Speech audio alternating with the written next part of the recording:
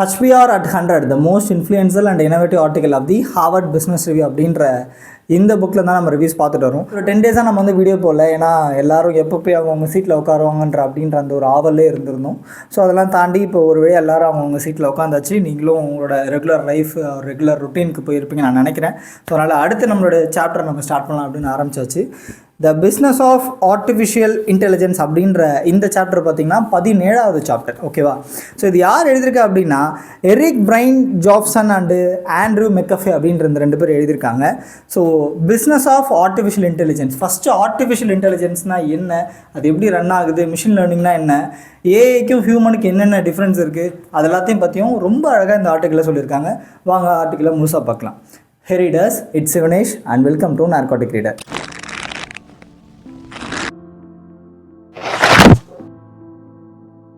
ஒன்று இமேஜின் பண்ணி பாருங்களேன், 200 வருஷத்துக்கு முன்னாடி இருக்க ஒரு பர்சன் கிட்ட போயிட்டு எலக்ட்ரிசிட்டியை பற்றி எக்ஸ்பிளைன் பண்ணுங்கள், அவன் சிரிப்பான். என்னடா எப்படா வந்து சுவிட்சை தட்டினா வந்து உனக்கு ஃபேன் போய், சுவிட்சு தட்டினா எப்படி உனக்கு காற்று வரும், எப்படி விளக்கெரியும் அப்படிலாம் சொன்னால் சிரிப்பான் அவன். பட் இப்போ இருக்க காலகட்டத்தில் எல்லாமே எலக்ட்ரிசிட்டி இல்லையா? ஸோ அந்த மாதிரி தான் ஏஐ அப்படின்றது வந்து பார்த்திங்கன்னா ஒரு நியூ எலக்ட்ரிசிட்டி. எல்லாத்தையும் வித்தவுட் ஏஐ அப்படின்ற, அதாவது ஒரு பேட்டை விற்றா கூட இல்லை ஏஐ பவர்டுன்னு போட்டு விற்கிறான்ற அளவுக்கு ஏஐ எல்லா இடத்துலையும் வந்துருச்சு. வாட் இஸ் ஏஐ அப்படின்ற அந்த ஒரு கேள்விக்கு நீங்கள் பதில் சொல்லணும் அப்படின்னா, ஒரு சின்ன குழந்தைகிட்ட போயிட்டு பூனைனா என்ன அப்படின்னு நீங்கள் பூனை எப்படி இருக்குன்னு நீங்கள் காமிக்கிறதுக்கு இவ்வளோ பெரிய புக்கை கொண்டு போயிட்டு இதில் தான் பூனை, இதை பற்றி தெரிஞ்சுக்கோ அப்படின்னு நம்ம காட்ட மாட்டோம். இன்ஸ்டெட் ஆஃப் தட் நம்ம என்ன சொல்லுவோம், இதோ பார் பூனை போகுது அப்படின்னு சொல்லி காட்டுவோம் இல்லையா? எப்படி காட்டுவோம்? பூனை போகிறப்பெல்லாம் காட்டுவோம், அங்கே பாரு பூனை போகுது, இங்கே பாரு பூனை வருது, அங்கே பாரு பூனை வருது அப்படின்னு சொல்லி காமிச்சிக்கிட்டே இருப்போம். ஸோ நம்ம அந்த குழந்தைகிட்ட காமிக்க அந்த குழந்தையோட மைண்டில் பேட்டர்ன் மாறிக்கிட்டே இருக்கும். ஓகே, இதுதான் பூனை, இதுதான் பூனைன்னு அதோட மைண்ட் செட்டில் ரிப்பீட்டடாக அது அந்த பேட்டர்ன் பூனைனா இப்படி தான் இருக்குன்னு சொல்லி அதை மைண்டில் ஃபிக்ஸ் பண்ணிக்கும் இல்லையா? ஸோ இதே மாதிரி தான் ஏஐயும் ஒர்க் ஆகும். ஃபார் எக்ஸாம்பிள், ஒரு ஏஐ கிட்ட போயிட்டு ஒரு விஷயத்தை பண்ணணும்னா அதுக்கிட்ட வந்து ஸ்டெப் பை ஸ்டெப் ப்ராசஸை கொடுக்க மாட்டாங்க. அதாவது அதுக்கு ஒரு thousands ஆஃப் எக்ஸாம்பிள்ஸ் கொடுப்பாங்க. டாக்னா 1 மில்லியன் டாகோட இமேஜஸ் அப்லோட் பண்ணுவாங்க. கேட்னா இத்தனை மில்லியன் கேட்டோட இமேஜஸ் அப்லோட் பண்ணி டாகுக்கான பேட்டர்ன் என்ன, கேட்டுக்கான பேட்டர்ன் என்ன அப்படின்னு சொல்லி ஏஐ அப்சர்வ் பண்ண விடுவாங்க. ஸோ ஆஃப்டர் தட் அப்சர்விங் நீ எந்த பிக்சர் கொடுத்தாலும் அந்த அப்சர்விங் பேட்டர்ன்ஸை வச்சு இது வந்து டாக் தான், இது வந்து கேட் தான், இது வந்து ஸ்ட்ரீட் லைட் தான் அப்படின்னு சொல்லி ஈஸியாக ஐடென்டிஃபை பண்ணும்.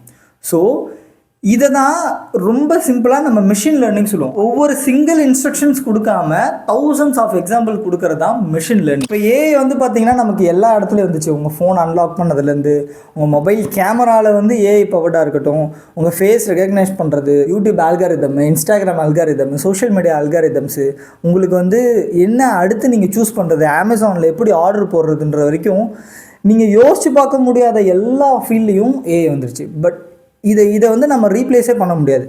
இட் இஸ் எலக்ட்ரிசிட்டி வந்தப்போ எப்படி நம்ம புது இன்வென்ஷன்ஸ் அதுக்கு அடுத்து வந்துச்சு, fan, light, hundreds and thousands of inventions நம்ம சொல்லிக்கிட்டே போகலாம். எலக்ட்ரிசிட்டி அப்படின்ற அந்த ஃபவுண்டேஷனை வச்சு மில்லியன்ஸ் ஆஃப் இன்வென்ஷன்ஸ் வந்துருச்சு இல்லையா? ஸோ அதே மாதிரி தான் ஏஐ வந்து ஒரு மண் மாதிரி. அதாவது அந்த அந்த அந்த மண்ணில் எது போட்டாலும் விளைச்சல் அதிகமாக இருக்கும். அந்த மாதிரி AI is the soil, AI is the foundation of digital soil. ஓகேவா? அதுதான் வந்து ஏஐ இஸ் த டிஜிட்டல் சாயில்னு வச்சுக்கோங்களேன். ஸோ அந்த சாயில் மூலயமா நீ என்ன வேணால் போடலாம்.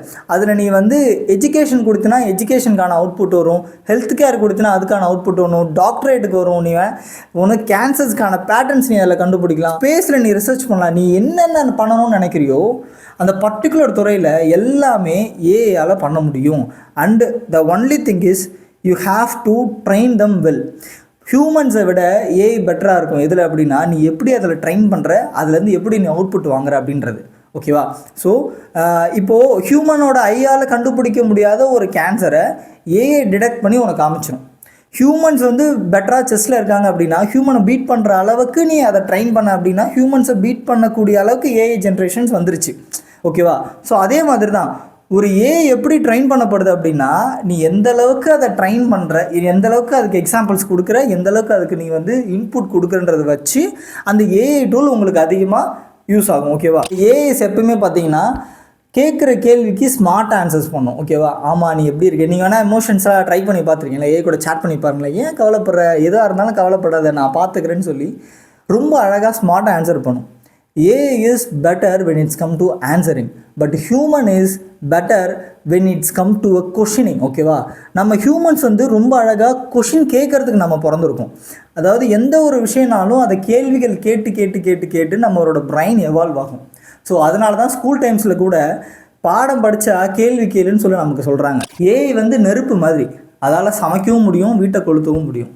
சமைக்கிறதா வீட்டை கொளுத்துறதான்றது நம்ம தான் முடிவு பண்ணணும். ஓகேவா? So it is a perfect tool that anyone can use, but anyone can misuse also.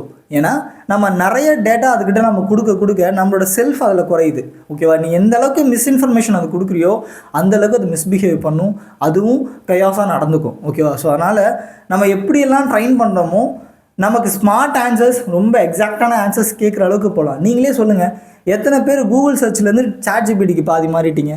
ரொம்ப எதாவது இம்பார்ட்டண்ட்டாக இருந்தால் கூகுளுக்கு போவோம். முக்கால்வாசி எல்லோரும் ChatGPT அண்ட் அனதர் AI ப்ராம்ஸ்க்கு வந்துட்டோம். எண்டில் என்ன சொல்ல வரேன் அப்படின்னா, AI கிட்ட எல்லாத்துக்கும் பதில்கள் இருக்கும், ஆனால் ரியலைசேஷன் உனக்குள்ளே தான் இருக்கும். அந்த மாதிரியான ரியலைசேஷன் ஐடியாஸ் உனக்கு வரணும் அப்படின்னா புத்தகம் வாசிக்கிறத நிப்பாட்டாதீங்க. புத்தகங்கள் மூலயமா உங்களுக்கு நிறைய அறிவு வளரும், நிறைய கேள்விகளுக்கான பதில் கிடைக்கும், நிறைய பக்குவம் அடைவீங்க. AI மாதிரியான பல டூல்ஸ் உங்களால் கண்டுபிடிக்க முடியும். அதற்கான ஒரே சாத்தியக்கூறு புத்தகம் வாசித்தல் மட்டும்தான். சரிதானா? ஸோ இதே மாதிரியான நெக்ஸ்ட் இன்ட்ரெஸ்டிங் ஆர்டிக்கல் உங்களை மீட் பண்ணுறேன். until then bye from Shivanesh. And நான் இன்கன்திங் அப்படின்ற புக் கிளப் ரன் பண்ணிட்டு வரேன். ஸோ அந்த புக் கிளப்பில் ஜாயின் பண்ணுறதுக்கான லிங்க் வந்து டிஸ்கிரிப்ஷனில் கொடுத்துருக்கேன், மறக்காமல் ஜாயின் பண்ணுங்கள். பாய்.